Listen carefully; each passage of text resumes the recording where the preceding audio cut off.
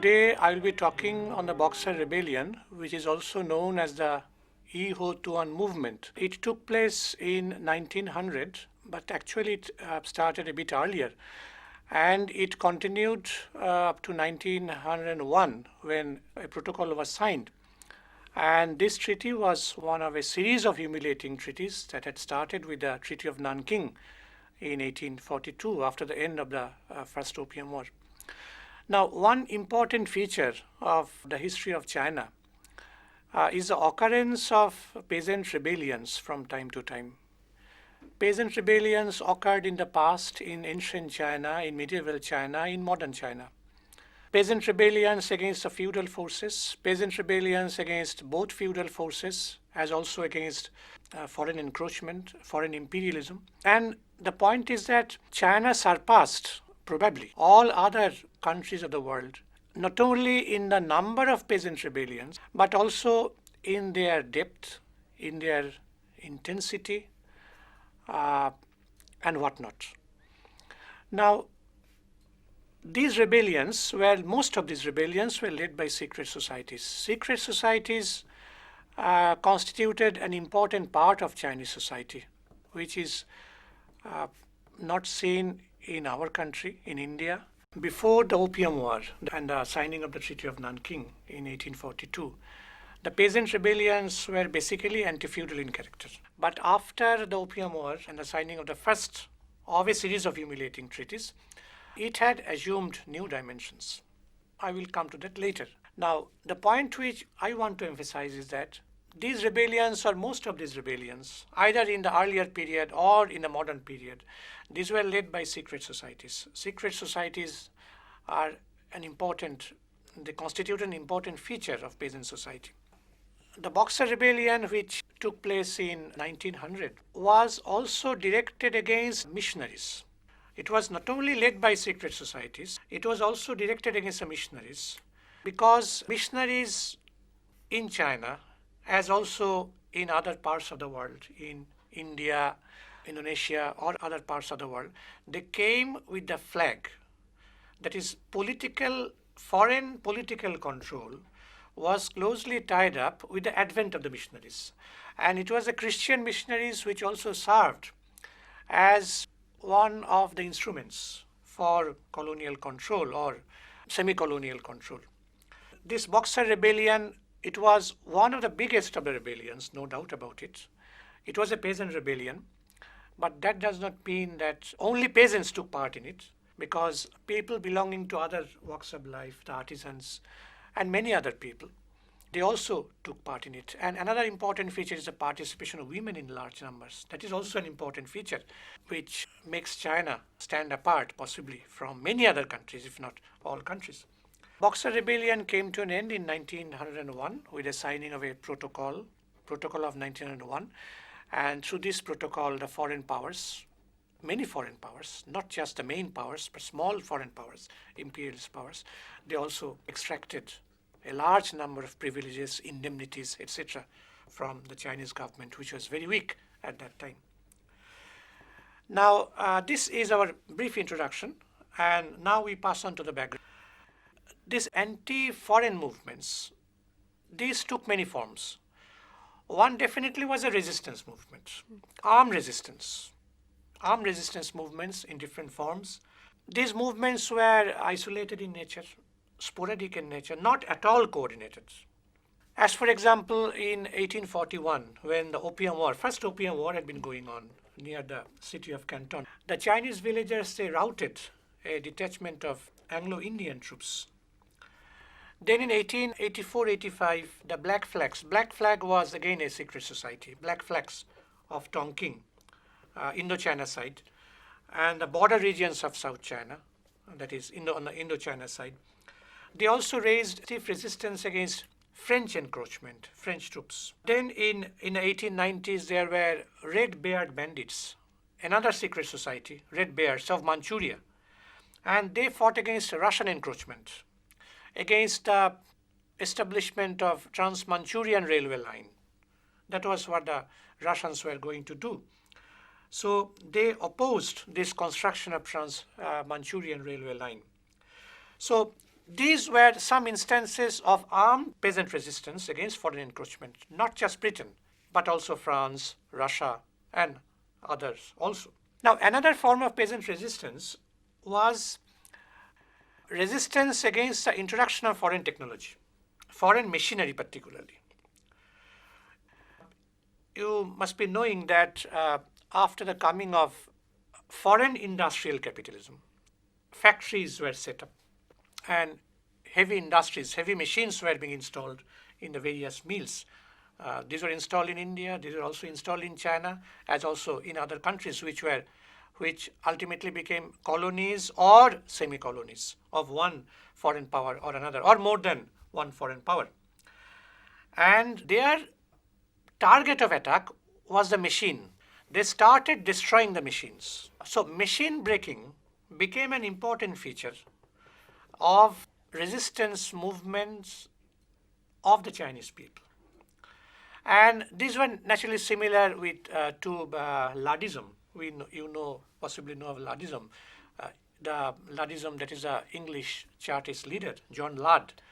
And when early industrialization was going to take place, then artisans, handicraftsmen, they were thrown out of work initially.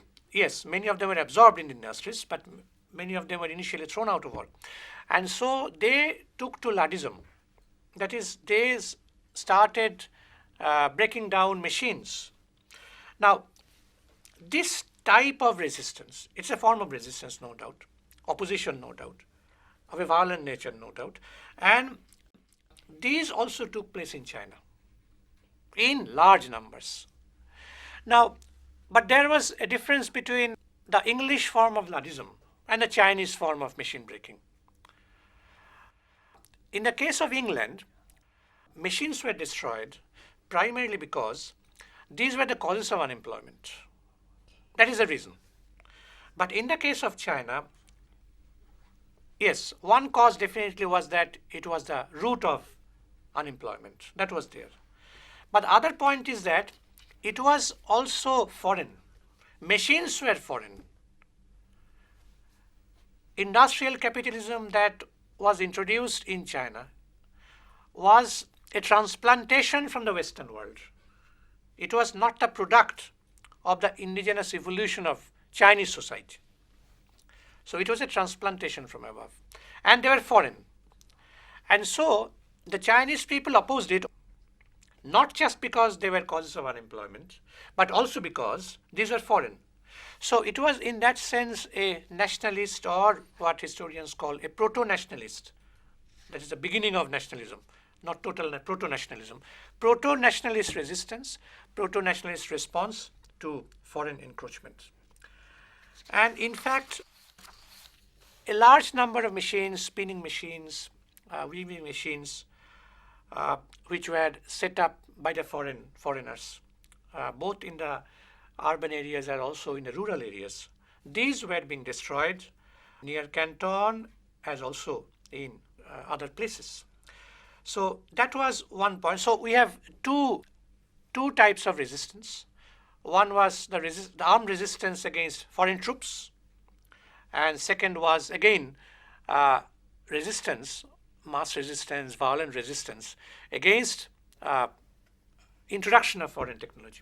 Why were the secret societies and the peasants, what was the connection between them actually, and why did the secret societies fail to give any organized leadership to the anti-foreign movements, which you tell were very sporadic and isolated in nature, very unorganized or disorganized, so as to say? Why is it so? Now, as to your first question, that is the relationship between the peasants and the secret societies. Peasants reacted to feudal oppression in different ways. Some there were lower forms of movement, higher forms of movements also. And one of the forms of the movement was to leave the village, go to the mountains and jungles. And in fact, mountains and jungles formed places of refuge for all outlaws of China, quote unquote outlaws of China. In this way, they were forced to operate in a clandestine manner because there was no other way. So they became part of secret societies, and secret societies were based in the rural areas. Also, there were secret societies in the urban area. So it was this feudal repression that forced them to operate in a clandestine manner. In this way, at some point of time, secret societies were formed. This was the relationship between how they joined the secret societies. Second part is that peasant rebellions were sporadic in nature and there was lack of coordination. But it is not true for all because in fact the Taiping rebellion which preceded it, that is 1851 to 1864, that is a long period of time. It was one of the greatest peasant rebellions, coordinated peasant rebellions. And the Boxer rebellion, they also had their spheres of influence in many parts. Coordination also means that there should be a common program, political ideology, etc., which was not entirely there at that time. So that could be one of the reasons why they lacked coordination, though sporadic movements were there, greater movements were also there, which were not that sporadic in character. From the second half of the 19th century, foreign missionaries, we have pointed out earlier that flag and political control, these were tied up in the case of China as also in other parts of the world. Now, foreign missionaries started penetrating into China, setting up their mission buildings. They were forcing Chinese people to become converts. They were kidnapping Chinese children and converting them into Christianity. Now, these things have been going on from the second half of the 19th century, and naturally these were very much detested by the Chinese people, no doubt about it. And Chinese sources, the historians of China, they mention many people, as for example, Timothy Richard of Britain, Gilbert Ride of USA, Alphonse Favier of France, or Anzar of Germany. Now, these people, they were the leaders, according to the Chinese. They collected intelligence about various localities. They also forcibly seized farmland. They put pressure on the law courts to give verdict in their favor. They also bought over gangsters to bully the people. It was in this way the missionaries, all of them were missionaries, they were for propagation of Christianity. And it was in this way that an antagonism, sharp antagonism developed between the Chinese people and the foreign missionaries. And naturally, the Chinese people protested. They responded in their own way. And in fact, after 1840, various incidents involving missionaries came into focus. As for example, there were attacks on mission buildings. There were manhandling of Chinese converts. In some cases, there were killing of foreign missionaries, those whom the Chinese people regarded as the most oppressive. They were even killed. And these took place in the Yangtze Valley in many regions. And here, local gentry took an active part. Local gentry were very much anti-foreign. Then secret societies, we have already pointed out the role of the secret societies. All of them were involved in these anti-Christian outbreaks. And these had been going on right from the 1860s and continued in the next decades also. Now that is one feature. The other point is that was also the period when capitalism had already reached its highest stage, the stage of monopoly capitalism, which Lenin described as the stage of imperialism.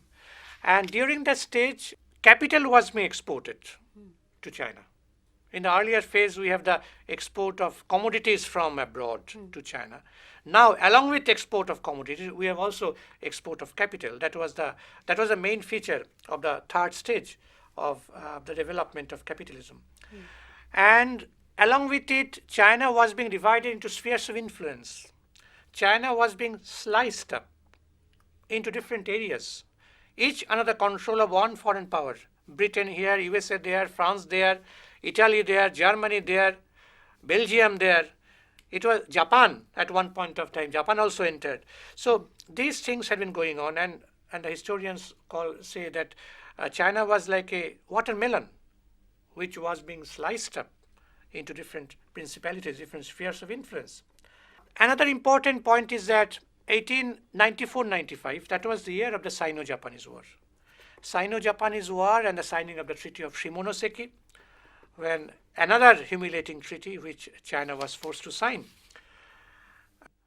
And to pay off the war indemnity, China had to procure loans, again from foreign countries.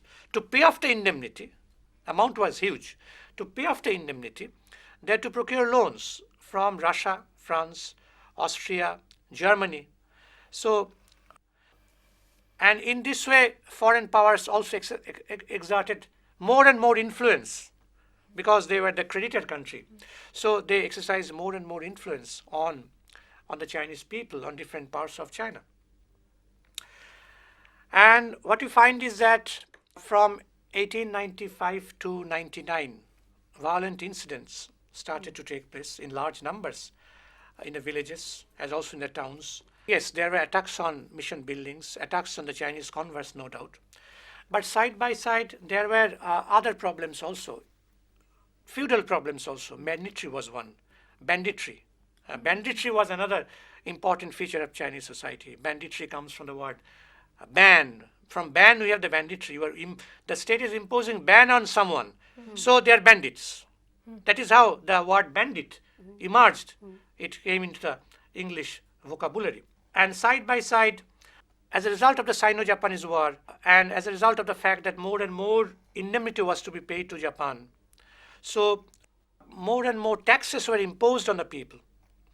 So general crisis was there, and general crisis was mixed up with this specific crisis, which was emerging after the Sino-Japanese War and the signing of the Treaty of Shimonoseki. Now, it was in this way that the missionaries and the foreign powers, they intermingled. Their interests intermingled. So mission buildings were started, set up to propagate Christianity, and all the foreigners were Christians. Most of the foreigners were Christians. So it was in this way that their interests coincided. One important point is that is an increase in population in China.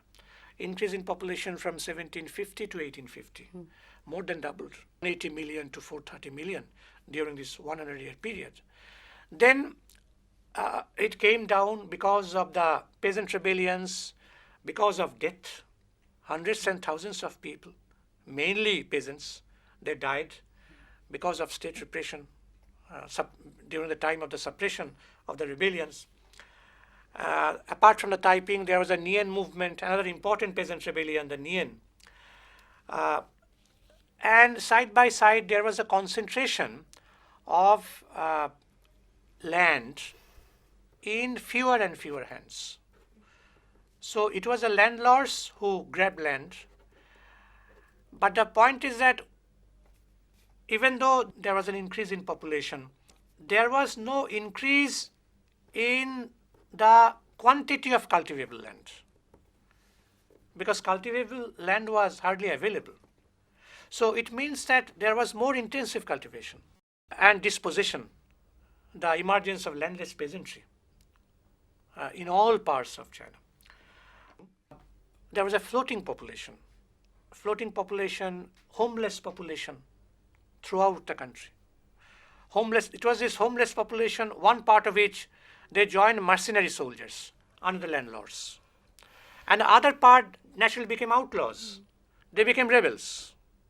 So one part joined as mercenary soldiers, the landlords, and the other part, they became outlaws. They became rebels, joined various secret societies, and operated in a clandestine manner. Then there was importation of more and more foreign products, particularly textiles. In the earlier period, China only exported goods. There was no demand for foreign goods in China. But after the Opium War and many other things, so China was being flooded with foreign goods. And so there was deindustrialization in China, because there was a total decline of handicraft industries, as it took place also in our country, in India. Now, public resentment had been going on, naturally. And Shantung was the focus. Shantung was the province which was the focus, particularly in the Boxer Rebellion. The people of Shantung suffered a lot because of natural disasters, because of other factors. And from the 1880s, the crisis intensified to a large extent. And then we have after the Sino-Japanese War of 1894-95, there was forcible military requisition during that war period. A large number of taxes were imposed on the people to pay off the domestic loan. And the whole amount was something like 100 million taels, TAEL, tael meaning 1 ounce of silver, 100 million taels. That was imposed on the province of Shantung alone to pay off the war indemnity. These combined to form the crisis, which ultimately contributed to the Boxer Rebellion in 1900. Sir, due to this foreign aggression and the foreign control over China, the peasants and the handicraftsmen, they all suffered. What was the role of the feudal lords? Actually, the Manchu rule was a feudal rule. And it was very weak, and it had already succumbed to the pressure of the Western powers. So they actually were in alliance. They were submitting to the dictates of the foreign powers. So they were more pro-foreigners than pro-Chinese people. Boxers were also known as Yi Ho Tuan, as we have pointed out at the outset. From the very late 19th century, as we have pointed out, incidents had been taking place concerning the missionaries, and people were getting organized against foreign encroachment in various ways. And there was one society which took an important role, that was called the Big Sword Society. Big Sword Society, Chinese Ta Tao Hui. Ta Tao Hui is the Chinese name of the Big Sword Society. It was again a secret society. It organized people in many areas, many counties. But another society which played the most prominent role here was, of course, the Yi Ho Tuan, or the Boxers. In English, it is translated as Righteous and Harmonious Fists, or Righteous and Harmonious Militia. And this society was active in Shantung. It was also active in other areas. And there was an element of mysticism in it. They practiced boxing. They also practiced oath-taking, taking of oaths. They also believed in the use of charms. They believed that when you use charms, when you take charms, then that would make you invulnerable. So you can stand up to the challenge of the enemy. So there was a medieval element in that, in all those things also. Another point is that women, I will come to women later in more detail, not today. Women also took part in large numbers. And in fact, there were separate detachments of women depending on their ages. Age 12 to 18, then middle-aged wives, older wives, then widows. We have the red lantern, blue lantern, green lantern, etc. And it of course, apart from the number of peasant rebellions, the participation of women in large numbers in all these peasant rebellions is also another important feature. And these Boxers they adopted a slogan, that raised a slogan, which was very popular at that time. And that was exterminate the foreigners. Down with the foreigners, exterminate the foreigners. It was clearly anti-foreign in overtone. It became the rallying cry for all those who definitely stood against foreign encroachment. And apart from anti-foreign aspect, it had also an anti-Manchu aspect, because many of them felt that a Manchu ruler, the Qing rulers, they had their interest intertwined with the interests of the foreign powers.